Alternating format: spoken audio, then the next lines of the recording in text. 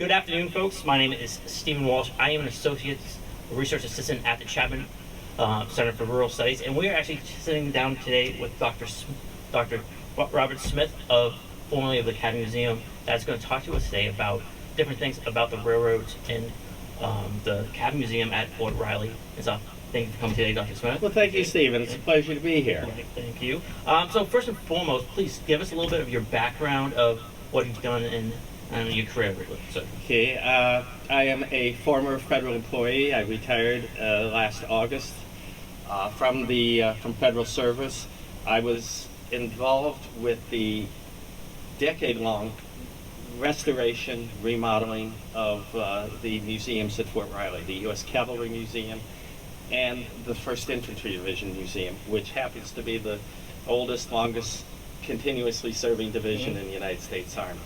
And it was quite a trip. It was really interesting to be able to tell the cavalry story, the history of the horse-mounted cavalry story at Fort Riley, and also the history of the 1st Infantry Division, and bring those two museums up to what we would call 21st century museum standards. All right. And so I know about the Fort Riley. It was established in 1853 as one of the furthest outposts of the U.S. Army at that time. How did it affect the surrounding area, though, when it first was established? Okay, well, Fort Riley, was that great influx, was involved in that great influx of Western settlement. And by 1853, Fort Riley, the Army decided they needed a post at the end of the military road from Fort Leavenworth. And so the post was established. Edmund Ogden was sent out from the Quartermaster Corps to establish the post. The interesting thing I think about the post is, Americans are involved with seeing Hollywood's representation of the post in that, it's a stockade and everything. Yeah. And basically what it was a parade field with buildings around it with an associated hospital. And so from 1855 all the way up to about 1880, that was pretty much the edge of the frontier. Now, we know it moved on. And the issue, and I may be going a little far afield here, is the problem is that Fort Riley in the 1850s was involved in the Bleeding Kansas there. Both Fort Leavenworth and Fort Riley contributed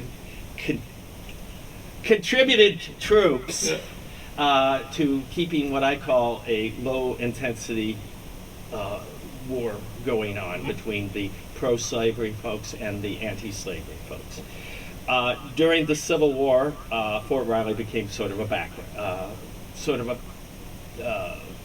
the end of the frontier. It was sort of the out of the major theaters of war, and so it was, there was a question in the late 1860s, early 1870s that was Fort Riley still necessary because the frontier had moved on. And so before they had that, how did people travel from major cities like Kansas City out here to the west? Two ways. One, not always the best. The other, the longest and most difficult. Fort Riley in the 1850s and 1860s, up to 1866, was supplied either by wagons coming from Fort Leavenworth on the military trail. Really not the greatest thing. I mean, the wagons could only hold a finite amount of materials. The other method was the rivers. Yes. And as Fort Riley found out very early on, is the river was not always that dependable. I mean, the low water levels would inhibit the bringing of supplies, bringing goods, bringing actually workers to Fort Riley. And so it was not always the best method of supplying that. That changed in 1866 with the expansion of the Transcontinental Railroad and Union Pacific Company. And if I may give you a sort of an example that we show folks at Fort Riley, in our Custer House, our home of a serving military officer in the 1860s, 1870s. We show them the kitchen, and prior to that time we had this large hearth. and this is where the cooking is done. 1866, that changes. There is a iron stove in there, and it is brought by Union Pacific. You order it through Sears and Roebuck, Montgomery Ward. You have those items brought. And so the railroad functioned in that way in bringing a steady amount of supplies. But the railroad was more importantly, and I may be going a little afield here, you bear with me for a moment. 1866, the railroad's there. Phil Sheridan in the mid-1880s is chief of the Army. He likes Fort Riley. He'd been out a few times. And he noticed two things about Fort Riley that were really, really relevant and important to the United States Army. What do we have out here, Stephen? This beautiful Flint Hills. Yeah. What do we have a lot of? Openness. Grass. Yes. Yeah. Grass. Union Pacific is there. Yeah. We have the railroad. We have the United States Cavalry. Why not harvest all of this great hay out here, load it on the boxcars, and we can send it across the continental United States to cavalry units stationed all across the United States. The second thing, and that's kind of contingent on Fort Riley and the grass and the railroad, is that Phil Sheridan in 1864 was the chief of Grant's cavalry in the Eastern Theater. Phil Sheridan did not think much of the United States Cavalry and its performances prior to that time. He believed, when he became chief of the Army, that the Army needed to professionalize and have a rigorous training program to educate both officers and enlisted in the United States Cavalry into the practices of the cavalry. And he decided, we have the railroad here, we have this great training area, we've got all this grass, let's put a cavalry school here.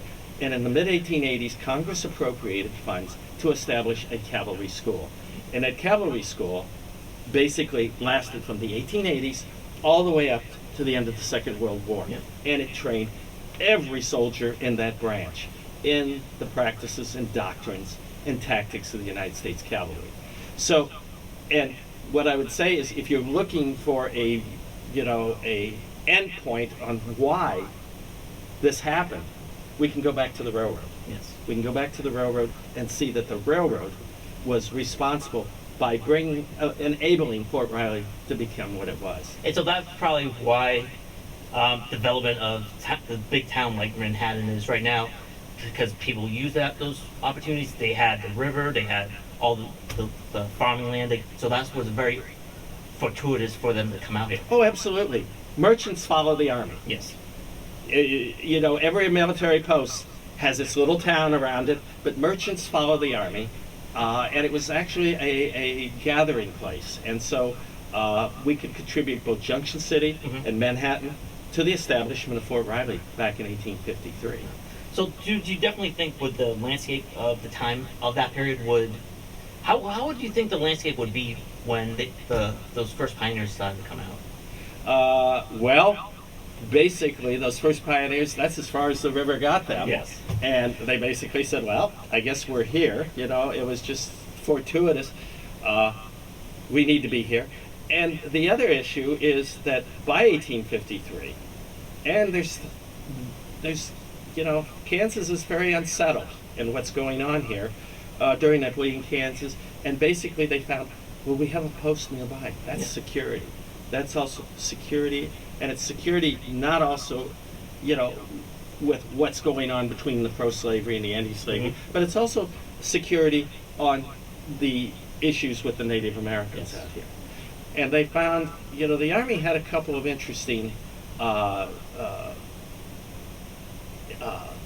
programs or orders that they needed to take care of. And one of them, which I always thought interesting, was not only to protect the settlers against Native Americans, but to protect the Native Americans against the settlers and encroachment. And so the Army at Fort Riley provides that security, but it also provides a myriad of other ancillary details to offer protection and security for the local area. and it's definitely for people going out west, because from Council Grove all the way up to Leonard, Nebraska, the Oregon Trail would go through Potawatomi County and stuff like that. So Absolutely.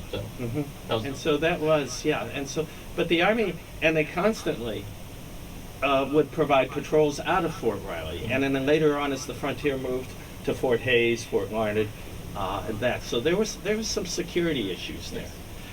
For most of the what we call the Plains Indian Wars, the Army was a constabulary. It was actually the ones to keep security, attempt to keep security and peace on the plains.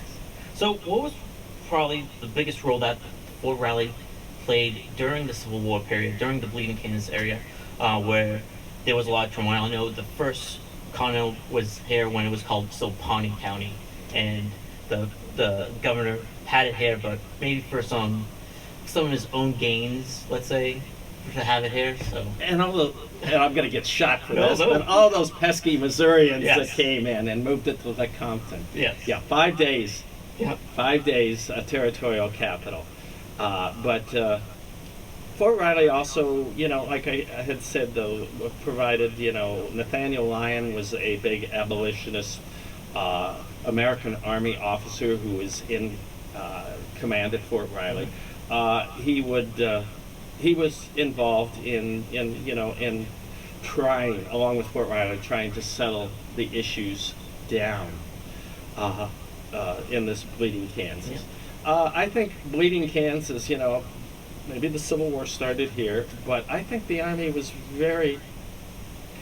both parties, both the pro-slavery folks and the abolitionist folks respected the Army. Oh yeah. And when the Army came in, as a peacekeeping force, things toned down considerably. Now, the Army was very uncomfortable about its mission because it had never trained for a sort of a local constabulary police force, but they were very successful in that both sides respected the Army, and the Army was able to tone things down. And it would continue to be a very important place for the U.S. Army to train all the way up to World War One, where a lot of people were mobilized from Camp Funston, which was closer towards the Ogden side of Fort Riley. And again, the railroad Yes. is important. 50,000 soldiers trained at Camp Funston during World War One. Now, considering we weren't in World War One that long, No. I think April of 1917 to November of 1918, and Fort Riley was able to overnight Camp Funston to train 50,000 troops. And the issue is the rail. The rail brought them in. They trained them here at Fort Riley. The rail sent them overseas. And the issue was that without that railhead. And the most important thing now is that railhead's still important today because we've been to many briefings. The railhead can deploy 1st Infantry Division soldiers anywhere in the globe in a matter of days because they have that railroad there. And they can send their vehicles to either the Gulf Coast or the East or West Coast and deploy out of there. So the railroad is extremely, extremely important and relevant for Fort Riley. And so, another feature that is very important that actually was built in the 1950s was Tuttle Creek. But how did that affect the farmers around the area, and especially with the Big Blue River? Well, I can remember before I even began working for the Army that the Army wanted to expand, and I don't know, and I may be speaking out of turn here. Tuttle Creek. Well, I mean, it was I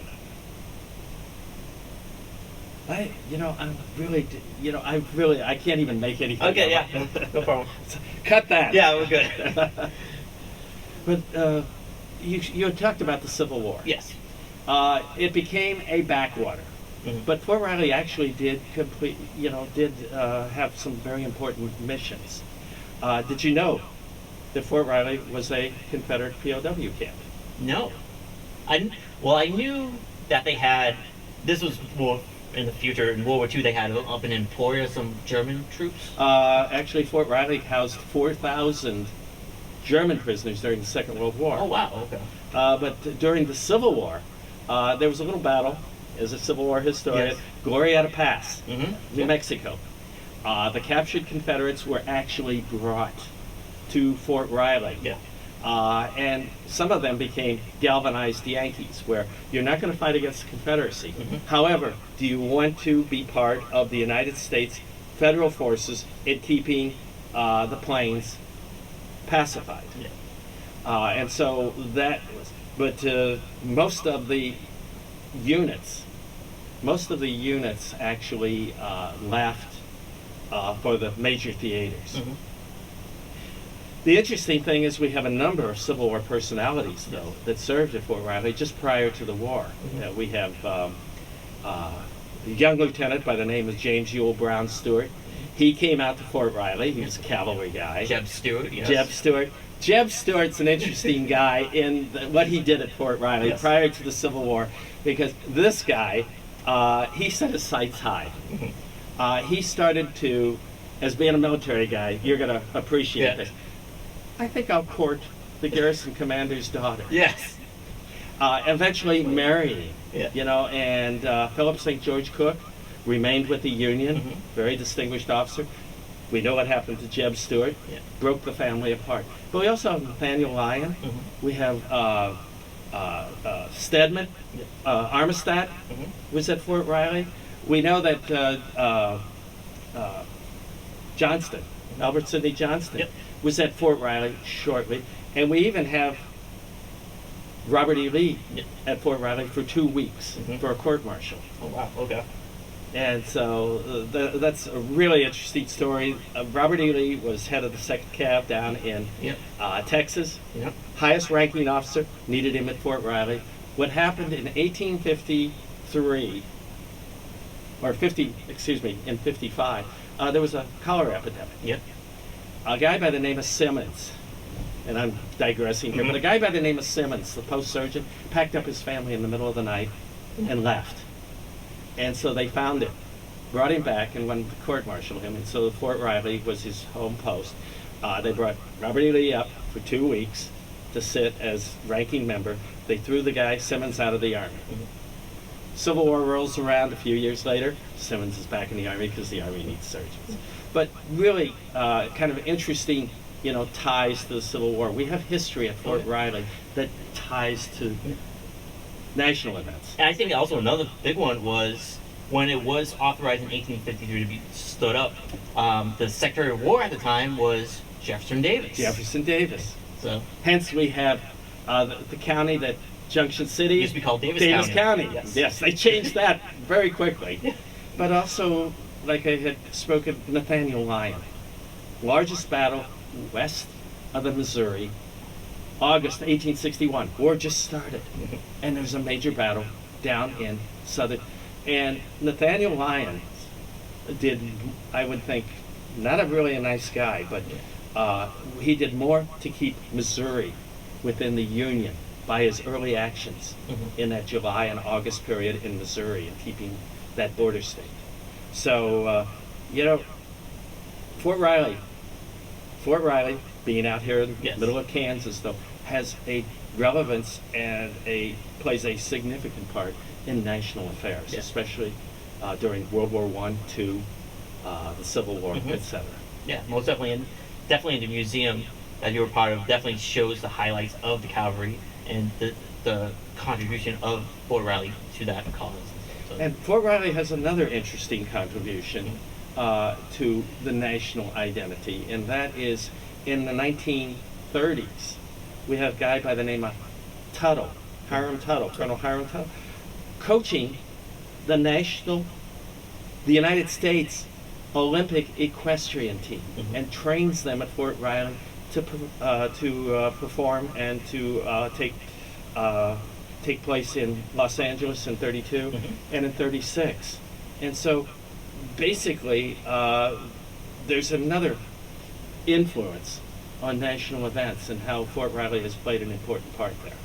yeah, definitely. And so, with all this being, how can the local community connect with the history that is so rich here in this area? Come to the museums. Okay. First thing, this is your ad here. Yeah.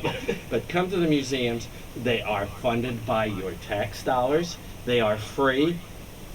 It's no, even though it's on a active military post, there's really no problem on getting on the post and seeing the museum. And the folks in the area and nationally have responded to the new museums in that the numbers of visitors, even on a closed, what we call a closed post, have been incredibly significant. Averaging around 60,000 to 80,000 visitors a year to those museums. And what they can take away from that is they can see not only the history of Fort Riley, the history of the area, but also the history of the Army. And it's local, the contributions by the local populace to that history. So what would be probably the best way to get the communication out for, like, especially younger generations to come and look at the history? Well, basically there are tours constantly. There are guided tours through the museum groups. We have, as director, and I know it still continues today, we have reached out to organizations, schools, senior living, and saying, bring your bus on. We'll give you the history of Fort Riley and the contributions, because this is your Army, this is your military, and this is their contributions. If I may tell you one of the most interesting stories, and one of the one story that I think I took such great interest in, is in the 1st Infantry Division Museum. Allow me to digress. We have a Nuremberg jail door. That Nuremberg jail door in 1946 housed one of the major Nazi war criminals. We have in the area, we have in the Manhattan area, a 1st Division soldier that served in the Second World War, in the Battle of the Bulge, and then went on to serve as Sergeant of the Guard at Nuremberg. We have him there as a 22-year-old man in the exhibit, and an interview of him at 100 years old, talking about his experiences. And what I think that does is it brings a connection, a local connection to a historic event. And I think people derive relevance from that. It's some significance, and say, this is one of our own. He was involved in these historic, these very important, what you read in the textbook, these very important historic events. And I think also another thing too that people will be really surprised about is Sunset Cemetery right by Manhattan High School has a lot of people from different war areas and different people, significant people that are buried there. Buried there. Fort Riley, also the Fort Riley Museum Cemetery, 3 Medal of Honor recipients. You may have to correct me on this, but we have many dozens of German POWs when it was a POW camp during the Second World War. So basically what I'm trying to say is that even though we're local here in the middle of Kansas, we have so many stories that interconnect with the national story, with historic events. And as a historian, and I will put you in, we're nerds. Yes, most definitely. We are nerds. I call it eccentricity. Yes. But those are things that we can connect with the past. Those are the tangible things we connect with the past. And I think that's definitely where a lot of, like, I love doing research and what have you, but just seeing how many things are around you that you don't even know is there till you go and look for it and go, wow. Like different projects that we do, especially in the Chapman Center, where we highlight those significant events that are in the area. Yeah, and they're important. Yes. They're very important, and they're also a teaching lesson. They're a teaching lesson to make the American citizen connect with their history. Yeah, definitely. Definitely is very important as hell. So, I don't really have any other questions, but thank you very much. Oh, you're welcome. I'm sorry you could we had a very blathered on about. We had a very good conversation, and hopefully everyone else probably enjoyed us talking and stuff. So I definitely want to thank you. Well, thank you. Yes. It's an honor to be here, and an honor to to work with. I'll put a shout out to K-State, my Yes. alma mater here. So Yeah. I'm happy to do it, and more power for the Chapman Yeah, Center. thank you. Yeah, and so yeah, definitely for so for the Chapman Center and your host, me, Steven Walsh. Thank you for coming, Dr. Smith. You're quite and welcome. Happy day. So. Thank you.